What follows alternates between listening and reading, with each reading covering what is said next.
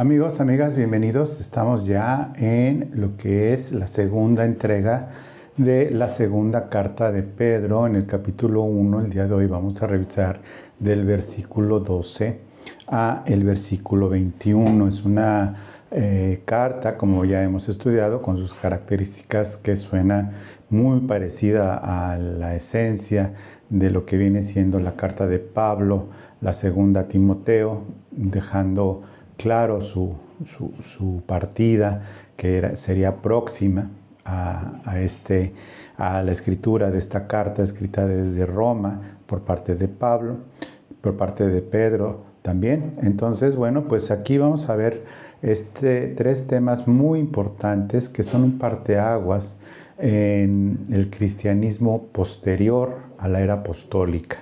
Cristianismo en el que ya no se contó con la presencia de los apóstoles. Apóstoles me refiero a los 12 apóstoles de Jesucristo, y por 12 apóstoles estoy incluyendo a Pablo en lugar de Judas. Y bueno, efectivamente es un parteaguas para nosotros a partir de que termina la era apostólica con Juan habiendo escrito su último libro, que es el libro del Apocalipsis, precisamente cerrando ya el canon bíblico mismo que se definió muchísimos años después, ya como lo que hoy entendemos como la Biblia. Entonces son tres aspectos muy importantes en estos cortos versículos, pocos versículos, la verdad, pero que son sumamente importantes en tres aspectos.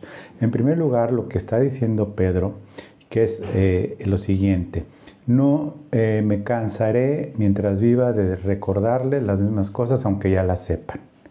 Eso entonces a nosotros nos da pie, pues precisamente a que cada primer día de la semana, que es el domingo, oigamos las mismas cosas, no las mismas cosas en el sentido de la misma predicación, pero sí las mismas cosas acerca de Cristo. ¿Por qué? Porque siempre es diferente.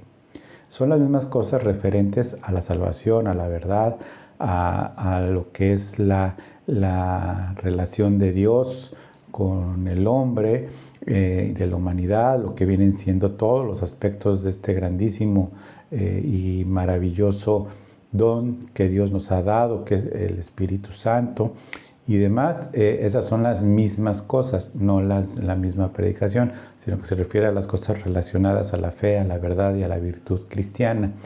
Por otro lado, la segunda de que dice Pedro en este pequeño pasaje, insisto, es que, aparte de que no se cansa ni se cansará de decirlo, como ya lo dije, el segundo es que es experiencial su testimonio, es decir, él está hablando de su experiencia que tuvo junto con otros dos apóstoles al ver la gloria de Jesucristo en la transformación del monte. Lo vamos a revisar más adelante, y toda esa gloria que vio y que dio testimonio el Padre mismo en el cielo, una voz en el cielo diciendo: este es mi Hijo amado, a él escuchen, teniendo a un lado Jesucristo glorificado Elías y al otro lado a Moisés, y que dice Pedro: este es mi testimonio y esta es la verdad y todo.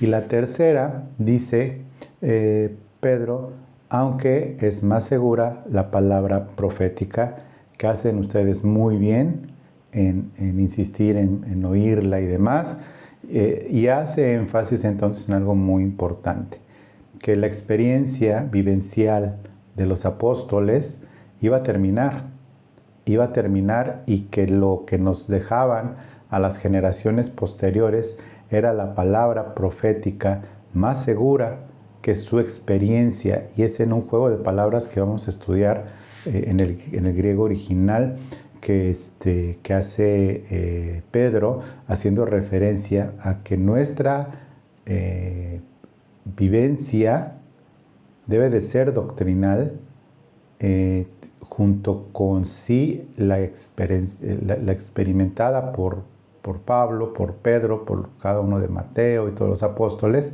y todas las personas que vieron vivo a Jesucristo. Pero los que no lo vimos, es precisamente nuestra experiencia en el cristianismo basado en la doctrina, y no un cristianismo basado en las experiencias de otros personas que pues que pueden salirse o pueden fundamentar incluso doctrinas basadas en su propia experiencia y no en la experiencia de si bien haber pasado la experiencia como todos de la salvación, pues a veces vemos las fábulas que se predican en todos los tiempos, no nada más en este tiempo, pero particularmente en los tiempos finales. Bueno, entonces vamos a dar paso a la lectura entonces del versículo segunda de Pedro, versículo 1, versículos del 12 en adelante. Te lo voy a leer. Dice, por esto yo no dejaré de recordaros siempre estas cosas, aunque vosotros las sepáis. Dice, sí sé que ya saben, pero yo no dejaré de recordárselas, y aunque ya las sepan, y estéis confirmados en la verdad presente. Estén confirmados en la verdad presente.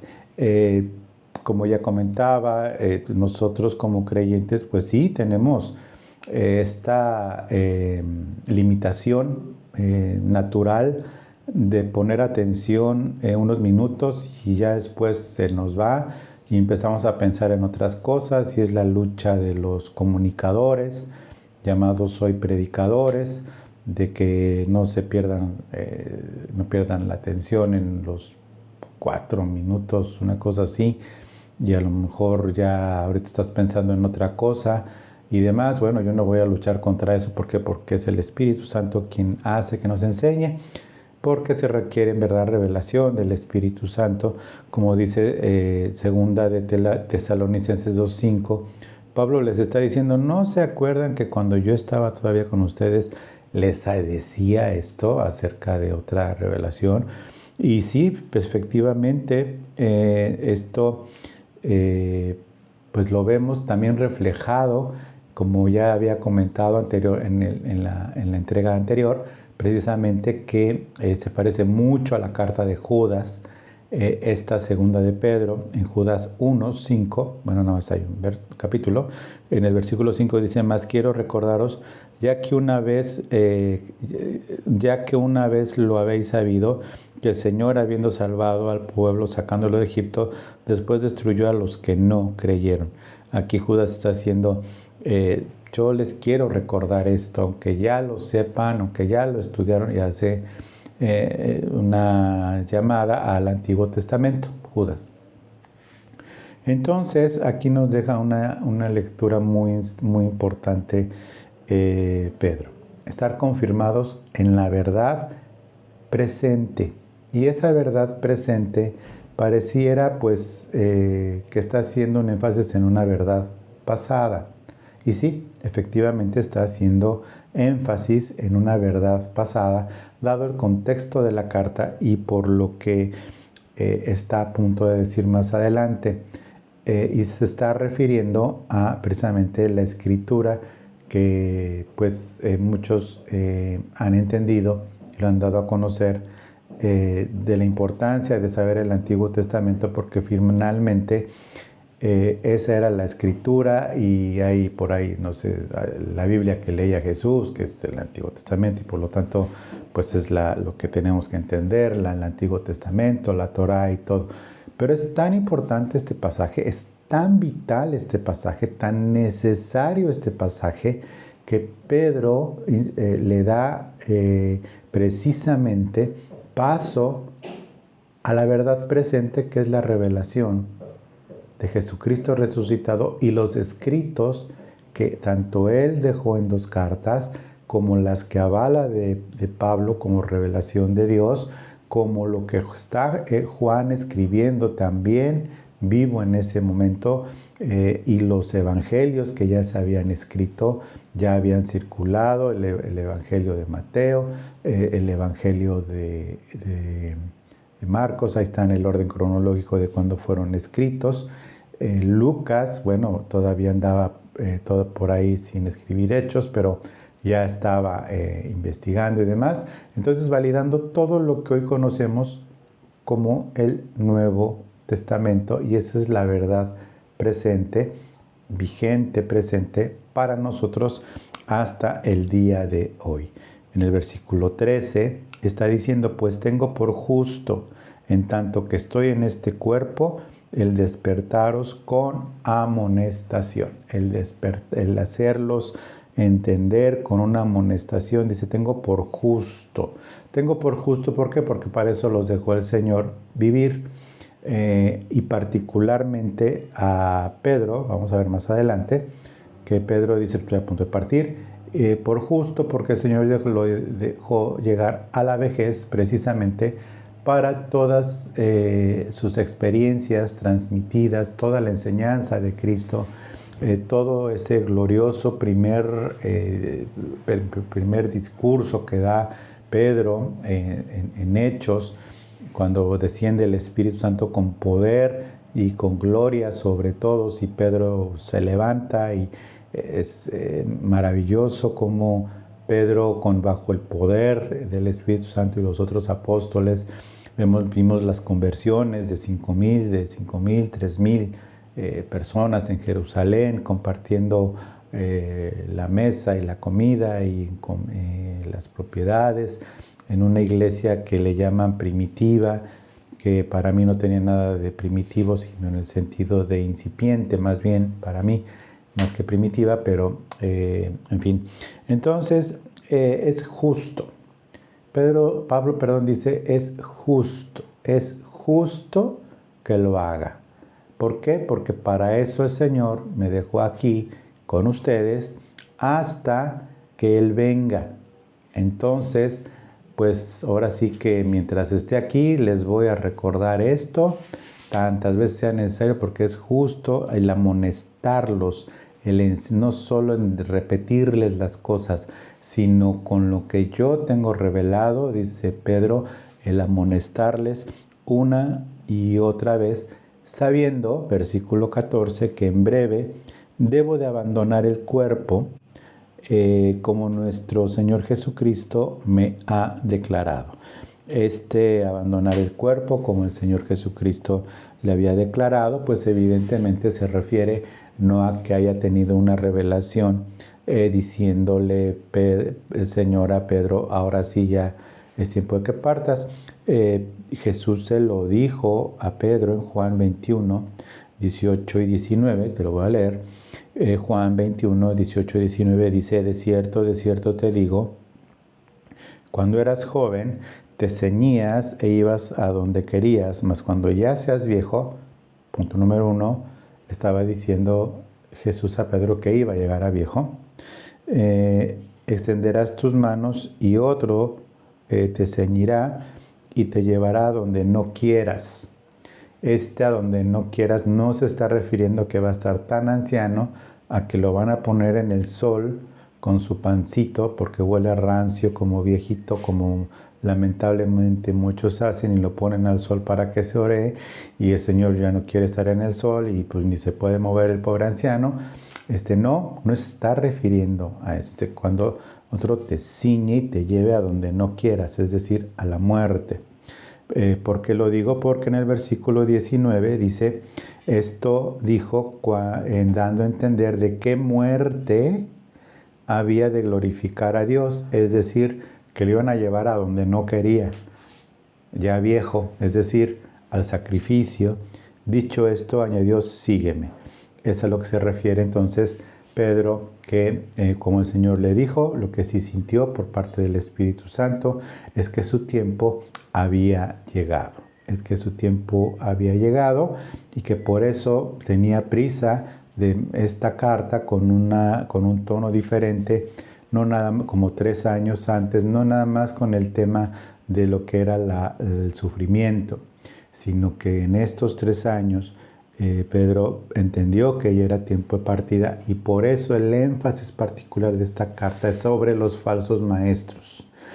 Sobre los falsos maestros, habiendo pasado ya por lo que primeramente estudiamos acerca de la gloria de nosotros tener esta verdad de Dios en nuestras vidas, que nos hace tener como vimos, aparte de una moral a prueba de balas por el Espíritu Santo desde el punto de vista mundo, una no solo una moral, sino una conciencia cristiana, pero sobre todo un conocimiento, no de lo que es, de lo que dijo Cristo, sino un conocimiento de Cristo mismo por el Espíritu Santo.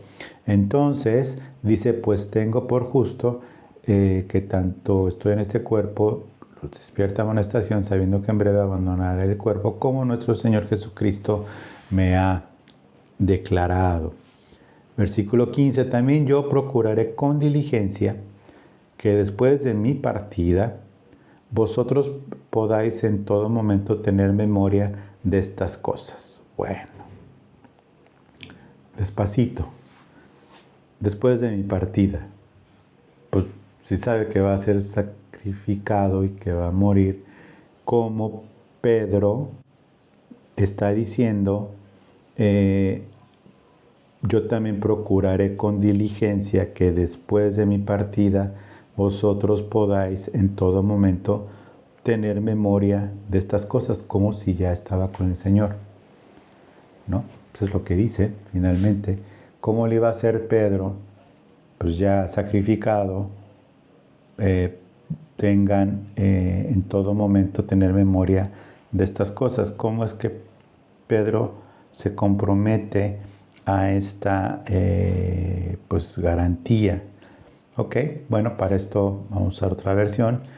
La Nueva Traducción Viviente dice, así que me esforzaré por asegurarme que siempre recuerden estas cosas después de que me haya ido. Nuevamente dice, asegurarme de que siempre recuerden estas cosas.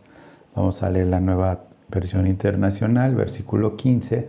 También me esforzaré con empeño para que después de mi partida ustedes puedan recordar estas cosas en todo tiempo. ¿Cómo lo iba a hacer? Bien simple.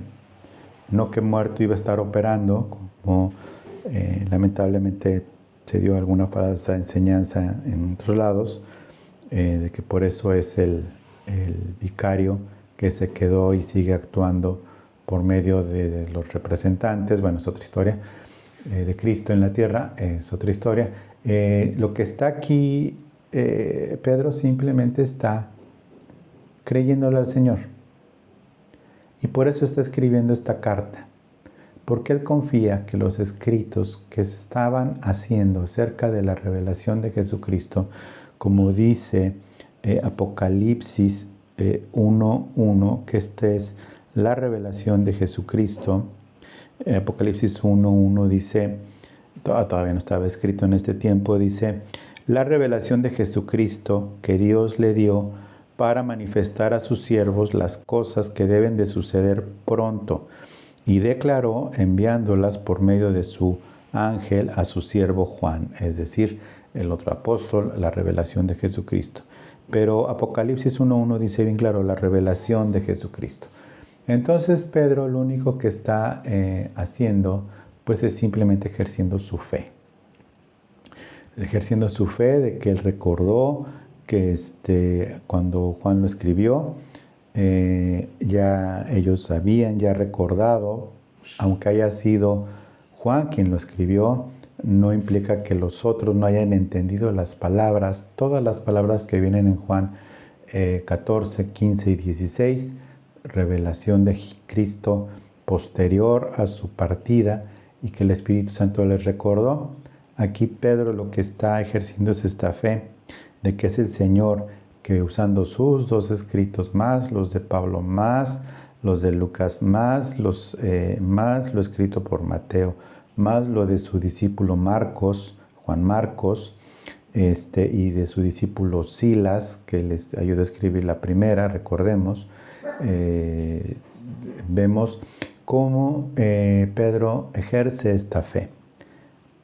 Por eso no es de que él se vaya a ocupar directamente, sino que está dejando bien clara pues lo que hacemos en esta clase, aprender Biblia, tener la revelación por parte del Espíritu Santo y demás de lo que nos dejaron escritos estos hombres que en el Nuevo Testamento, y sí, evidentemente no olvidando el Antiguo Testamento, pero finalmente por eso la Biblia, el Espíritu Santo, pone en el canon bíblico el Antiguo Testamento para confirmar que en todos es revelado Jesucristo, como un testimonio de la veracidad del Nuevo Testamento.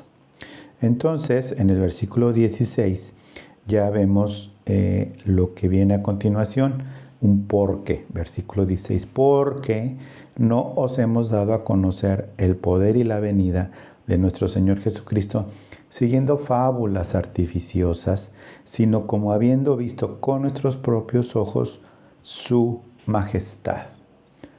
Pues cuando Él recibió de Dios, Padre, honra y gloria, le fue enviada desde el cielo la magnífica gloria, una vez que decía, este es mi Hijo amado, en el que tengo complacencia.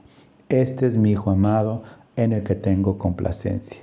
Entonces, la nueva revelación, no por fábula, sino por testimonio de Dios Padre, diciendo, este es mi Hijo, por eso es Dios Padre, con una voz audible, llenos de temor y demás, reciben esta glorificación en sus propios ojos de Cristo al ser transformado, y vemos esta maravillosa bendición que al ser transformado, glorificado, viendo su gloria, fue una probadita solamente de lo que vemos en Mateo 16,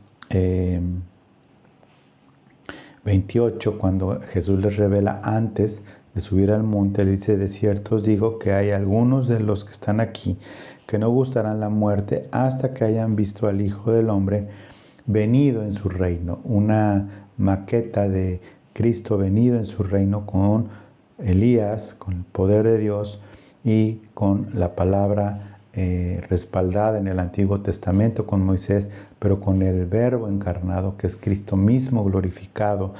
Dice en Mateo 16, 28, después subieron al monte y se dice que se transfiguró delante de ellos. Y esa es la experiencia a la que Pedro se está refiriendo, y que esta experiencia precisamente es la que le da la autoridad para dar a conocer, no con fábulas artificiosas o con cuentos, incluso hasta de animales o de falsos dioses, acerca de las deidades, de las culturas que habían conquistado o llevado cautiverio. Recordemos a Israel, Babilonia, los sirios también con sus deidades y demás. Vemos al profeta Daniel en Babilonia conservándose fiel, sin postrarse ante las otras deidades, con fábulas artificiosas, como dice Pedro, sino diciendo estos hombres del Antiguo Testamento que nunca se doblaron ante ellos, es maravilloso tenerlo porque revelan a Cristo, pero lo que yo vi, yo lo vi y se los estoy dejando por escrito. Y fue a mí a quien el Señor encargó, o fue el medio por el cual el Señor vino el Espíritu Santo sobre los gentiles, y yo fui testigo de dos eventos aparte de la resurrección de Cristo. El primer evento fue ver a Cristo glorificado, venido en su reino. Segundo evento, la resurrección.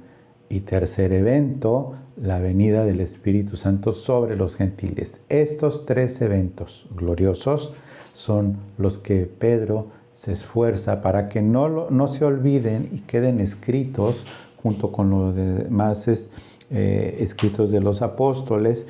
Dice, le fue enviada desde la magnífica gloria, que decía, este es mi Hijo amado, en el cual en el cual tengo complacencia. En el versículo 18 dice, y nosotros oímos esta voz, ¿sí?, enviada del cielo cuando estábamos en el Monte Santo.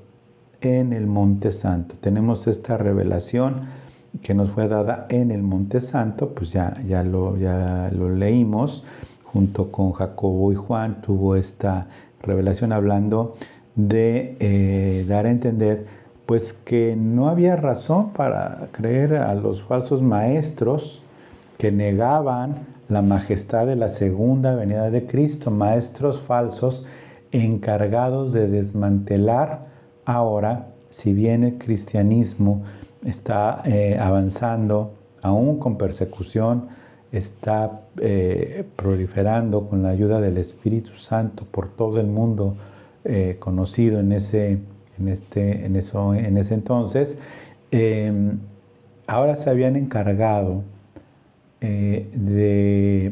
o se estaban enfocados en este tiempo ya no tanto de la resurrección, porque hubo un tiempo en el que, bueno, no es que lo hayan aceptado, sino que se fueron sobre el regreso de Cristo.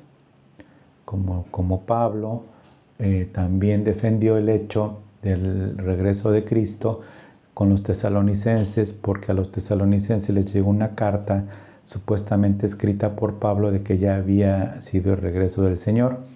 Y pues Pablo, ya tenemos primera y segunda tesalonicenses, y vemos aquí a Pedro haciendo el mismo esfuerzo.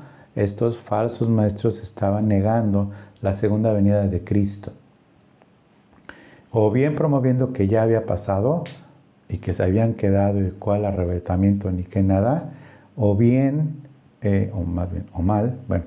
o bien hablando acerca de que no iba a regresar el Señor, sino que estuvo y se fue, hizo su obra y se fue, y que no iba a regresar. Todavía no estaba manifestada, confirmada por parte de Juan acerca del reino milenial de Cristo en la tierra, aunque estaban yéndose sobre lo escrito acerca de la transformación que va a tener la tierra durante estos tiempos que vienen escritos en Isaías sobre este reino del Mesías sobre las naciones, rigiéndolos con vara de hierro. Entonces, bueno, pues precisamente ya dice Pedro, yo lo escuché y demás. Ahora, ¿te acuerdas que en la introducción estaba hablando acerca de esta experiencia dada por Dios a Pedro, a Jacobo y a Juan para confirmar la gloriosa manifestación de Cristo transfigurado, y hablando sobre los planes que había de hacerse en Jerusalén y demás, y enseñando sobre la segunda venida de Cristo en su regreso?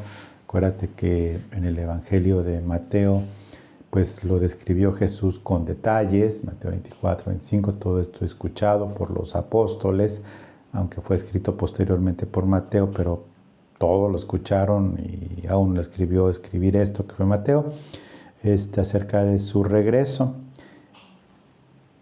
Y aquí, regresando a lo de la introducción, de esta experiencia dice Pedro, pero hay algo más seguro, porque finalmente yo me voy a ir, y es mi experiencia, pero el cristianismo de ustedes no va a estar basado en experiencias, va a estar basado en la palabra profética. Y dice de la siguiente forma, tenemos, versículo 19, también la palabra profética más segura, a la cual hacéis bien en estar atentos, como una antorcha que alumbra en el lugar oscuro hasta que el día esclarezca y el lucero de la mañana salga en vuestros corazones. Bueno, pues aquí hay varias cosas importantes. Y sí te pido que si ya te distrajiste, regreses aquí conmigo. En el original de la frase, cuando habla acerca de la palabra profética más segura, el orden original de la frase, de lo escrito en griego, el orden como están escritas las palabras en griego, y por eso tuvo un cambio de estilo, porque es un griego más preciso que del de Silas incluso. Debería de decir, o podría decir más bien, de la siguiente forma. En lugar de tenemos más segura la palabra profética, es lo que debería de decir. tenemos más segura la palabra profética, en lugar de también la palabra profética más segura. Tenemos más segura la palabra profética, es decir, es más segura la palabra profética que incluso la experiencia personal de estos 3 apóstoles que vieron la transfiguración de Cristo. Se quedó escrito para nosotros. Entonces, para nosotros es más seguro lo que quedó escrito, que pasó, que lo que dejaron escrito estos mismos, incluso del Antiguo Testamento, pero está hablando acerca de esta palabra profética que vino posterior a la resurrección de Cristo.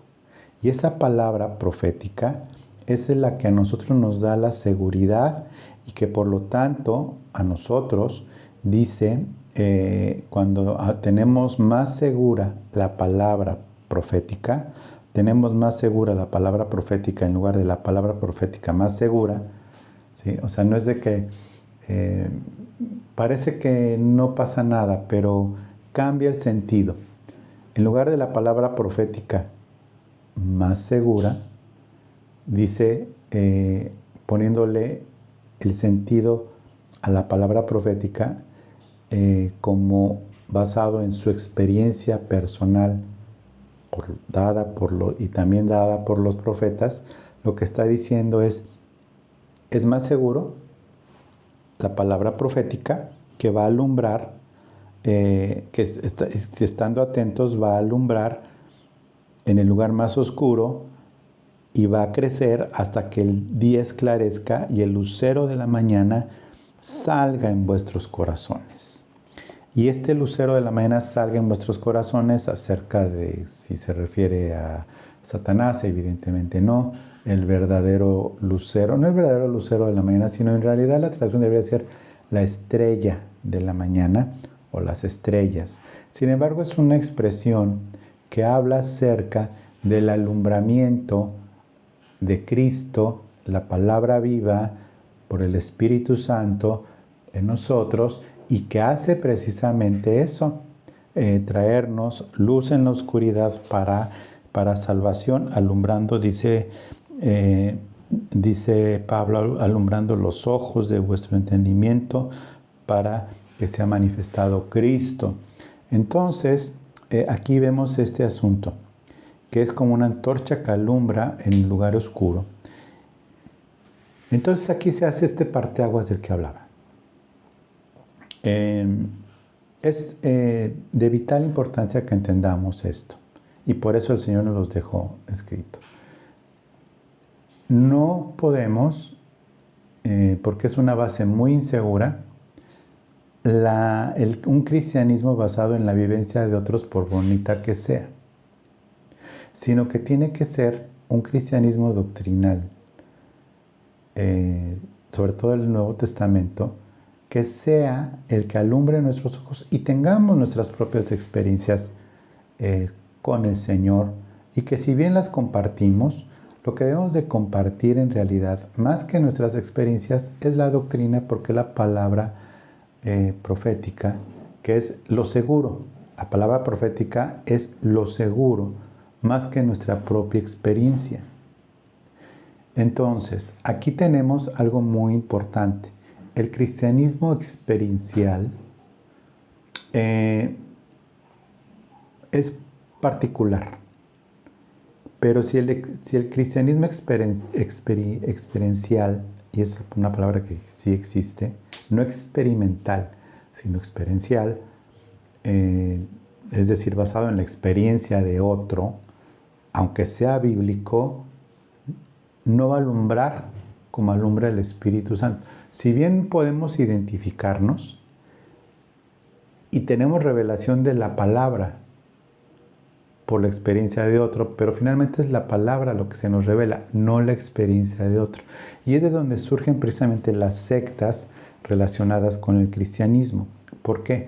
Un ejemplo muy conocido es que de un señor que ahorita está en la cárcel de Estados Unidos, líder de una iglesia muy, muy, muy grande, o una congregación, vamos a llamarle mejor, muy, muy grande. El papá de él, que fue el fundador, el iniciador y demás, tuvo la revelación de que él era el ángel que venía en Apocalipsis, que tenía un pie en el mar y un pie en la tierra con el librito, y que él era ese ángel. Y de ahí surgió todo un movimiento, toda una secta pues, bastante fuerte, bastante grande hasta el día de hoy, aunque su hijo, el que le secundó, está en la cárcel, pues ya están saliendo literalmente a la luz muchas cosas malas. Y así vemos todas las cosas de revelaciones personales de la misma palabra de Dios que recibieron en sus experiencias y que sus experiencias las convierten en doctrinas. Y déjame decirte que este es el punto neurálgico de las cosas. Cuando mi experiencia personal, aunque sea algo escrito en la Biblia, pero yo la interpreto y la aplico como mi experiencia personal y la enseño como doctrina, ahí el lucero de la mañana no va a alumbrar nuestros corazones, sino lo que va a alumbrar, pues nada, porque no es luz de Dios. Será experiencia de otro predicador, que por lindo que sea me incluyo, y no por lindo, sino porque enseño Biblia, no es la buena. ¿Sí me explicó? Por eso hablaba el domingo pasado acerca de, pues hay muchas frases cristianas, aunque yo nunca he visto una frase arrepentirse de sus pecados y hacerse cristiana, pero así como la cuna cristiana, no sé dónde las venden, porque no sé si siquiera se bautizaron esas cunas para llamarlas cunas cristianas, pero aquí lo que vemos es esto, que las frases al final son pensamientos masticados por otro, ¿no? Y que suenan bien, incluso hasta bíblicas. Parecen bíblicas, otras que son bíblicas, pero al final son experiencias de otros. No es un versículo revelado a ti por el Espíritu Santo. Ahora, ese revelado a ti es precisamente lo que dice esto en el versículo 20. Dice, entendiendo primero esto, que ninguna profecía de la Escritura es de interpretación privada. Y esto tiene varios sentidos. La palabra griega que se traduce como interpretación hace noción a soltar. Diciendo que obviamente no es tanto que una persona haya agarrado esta palabra y la haya desglosado y tuvo revelación. No, dice, lo que ya está escrito en la palabra, no lo que interpretó, lo que ya está escrito fue soltado por el Espíritu Santo. Fue soltado por el Espíritu Santo, inspirados por el Espíritu Santo, como dice en el versículo 20, porque nunca la profecía fue traída por voluntad humana, sino que los santos hombres de Dios hablaron siendo inspirados por el Espíritu Santo. Entonces, entendiendo lo primero, el canon bíblico se cerró. Ya no hay más revelación, ya no hay que replantear la Biblia ni replantear nada, lo que está escrito. Es que fue hace mucho tiempo y le cambiarán el nombre a las cosas, le pondrán adjetivos diferentes, más modernos, pero la palabra es la misma, la inspirada por Dios. Las formas cambian. Sí, nada menos por este medio, pues la forma cambia.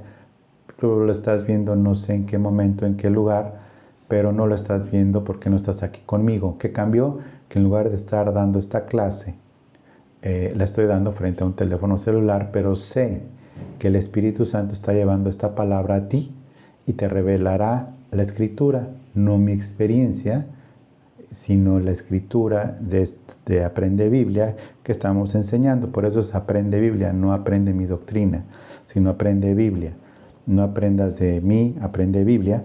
Entonces, esta palabra interpretación y esta palabra inspirada podría decirse en el contexto etimológico también respirada, suspirada por el Espíritu Santo. Se usó inspirada en el sentido de que fue iniciada, ¿sí? Pero ya lo que se refiere a interpretada fue iniciada por el Espíritu Santo, no por voluntad humana, iniciada por el Espíritu Santo, soplada por el Espíritu Santo, así como lo acabo de hacer, así, y eso se refiere a soltada por el Espíritu Santo, y entonces fue interpretada bajo los hombres escogidos por Dios, con su estructura como persona, como mente, en sus circunstancias, en sus condiciones que Dios llevó a estos hombres, para que no hubiera ni el más mínimo error humano, ni la más mínima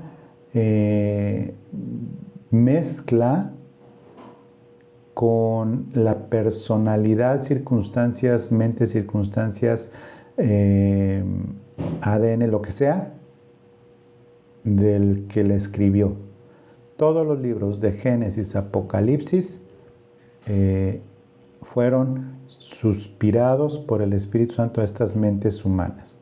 Sin embargo, como vemos también en la interpretación, que no es privada, se está refiriendo también a algo que ya nosotros tomamos posteriormente, y es precisamente el hecho de que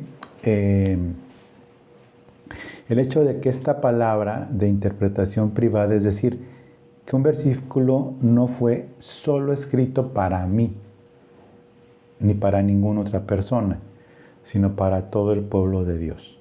Y también la tomamos como un principio de hermenéutica, es decir, ¿a qué me refiero? O sea, no, me estoy refiriendo a, como principio de hermenéutica, es que la Biblia se explica con la Biblia, es decir, no es de una interpretación privada en el sentido de que no hay forma de validarlo con otra parte de la misma Biblia.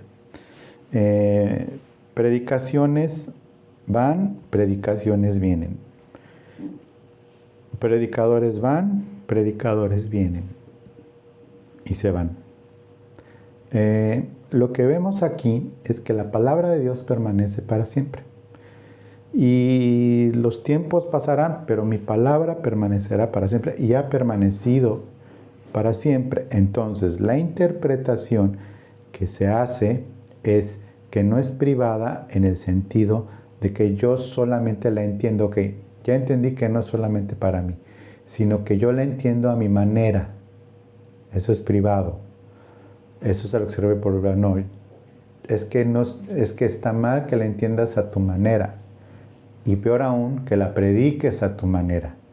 A eso se refiere que no es interpretación privada, sino que lo que entiendes es en el sentido en el que fue dada y que está validada bajo todo la línea bíblica, bajo toda la escritura que lo dice el Señor por otro lado, lo confirma por otro lado. La Biblia se confirma con la Biblia, no se confirma con la experiencia de nadie, ni se hace más válida por la predicación de alguien, ni se hace más bonita por la interpretación de alguien, aunque predique bonito, finalmente son experiencias de otros, sino que es esta Biblia se interpreta con la Biblia.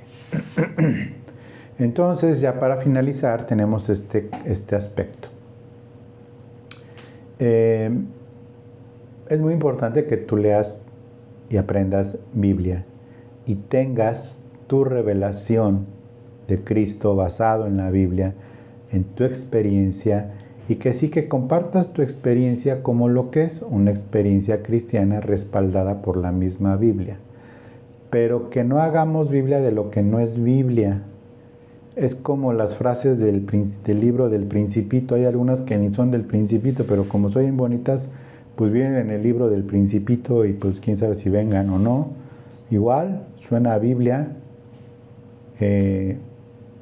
parece Biblia, se mueve como Biblia, se interpreta como Biblia, pero no es Biblia. ¿Por qué?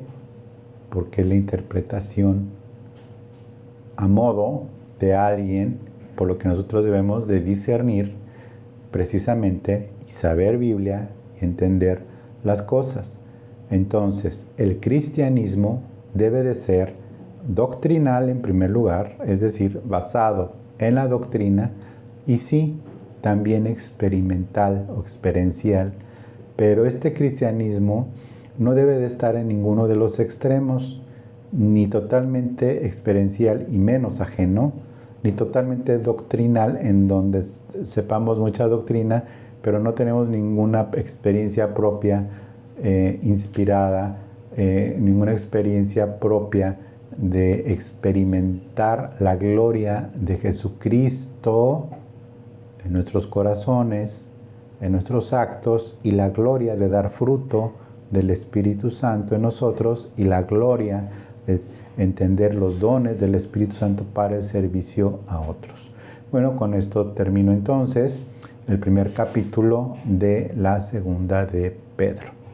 Espero haber contado con tu atención, porque es muy importante todo esto para nosotros, más que para mí, para nosotros, juntos, ¿ok? Juntos en armonía como Iglesia de Cristo. Te pido entonces que promuevas este canal, porque finalmente no estoy promoviendo ninguna denominación ni iglesia, y mucho menos mi persona. Ya tenemos muchos famosos, ya no necesitamos más famosos. Entonces, que promuevas este canal como un servicio a Dios, que te inscribas a él, no para tener muchos suscriptores y poder hacer comercializaciones o dinero, no, que te inscribas a él, que lo promuevas, porque ¿cómo vas a promover un canal en el que no estás suscrito? Que te suscribas a él, que lo promuevas y que le des también un like para que ocupe un cierto lugar en lo que viene siendo en la búsqueda. Como podrás ver, ya le estoy poniendo gatito a todas las palabras importantes también, para que puedan salir, pues, si no en primer lugar, porque eso cuesta dinero en las búsquedas, sí al menos que se considere. Entonces te pido estas tres cosas y que las hagas de corazón, porque finalmente no son para mí. A otro hermano le servirá y podrá entender que la Biblia se explica con la Biblia, y para eso hay que aprender Biblia. Dios te bendiga, y nos vemos entonces la siguiente entrega para lo que es el capítulo 2 de la segunda de Pedro. Que Dios te bendiga. Hasta luego.